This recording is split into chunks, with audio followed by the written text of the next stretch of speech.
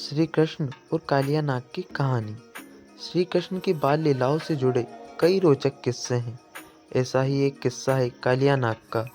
श्री कृष्ण ने अपनी लीला से उसका घमंड चूर चूर कर दिया था। तो चलो यही कहानी सुनते हैं। यह बात तब की है जब यशोदा के लल्ला कन्हैया गोकुल में रहा करते थे। गोकुल के पास एक यमुना नदी बहती है। एक बार यमुना को कालिया नाग ने अपना घर बना लिया और नदी के पानी को अपने विष से जहरीला कर दिया। उस पानी को पीकर पशु पक्षी और गांव के लोग मरने लगे थे। एक बार श्री कृष्ण अपने दोस्तों के साथ खेलते खेलते यमुना नदी के किनारे पहुंच गए और खेलते खेलते अचानक से उनकी गेंद नदी में गिर जाती है।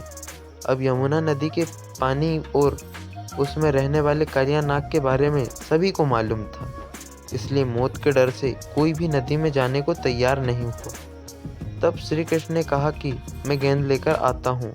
सभी बच्चों ने उन्हें नदी में जाने से रोका, लेकिन वह नहीं माने और नदी में छलांग लगा दी।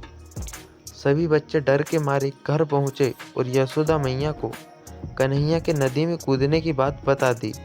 यह सुनते ही यशोदा मैया डर गई और फूट फूट कर रोने लगी। यह बात धीरे धीरे पूरे गोकुल धाम में जंगल की आग की तरह फैल गई। सभी दौड़े दौड़े यमुना नदी किनारे आए, लेकिन कृष्ण अभी तक वापस नहीं आए थे। वहीं नदी में कृष्ण को देखकर कालिया नाग की पत्नियों ने उन्हें वापस जाने को कहा, लेकिन कृष्ण नहीं माने और तभी कालिया नाग जाग गया। कृष्ण ने कालिया नाग को यमुना नदी छोड़ने का आदेश दिया, लेकिन कालिया नाग ने मना कर दिया और कृष्ण को मारने के इरादे से उन पर हमला कर दिया। कृष्ण और कालिया नाग की जोरदार लड़ाई हुई। कुछ समय के बाद कालिया नाग हार गया और कृष्ण उसके फन पर नाचने लगे।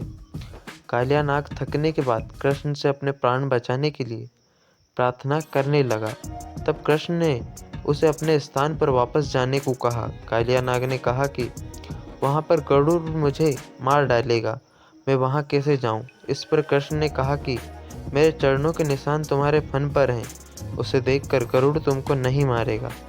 इसके बाद कालिया नाग श्री कृष्ण को अपने फन पर उठाकर यमुना नदी से बाहर आ गया और इसके बाद अपनी पत्नियों के साथ अपने स्थान पर चला गया। कृष्ण को सही सलामत वापस पाकर सभी बहुत खुश हुए और गोकुल में उत्सव मनाया गया।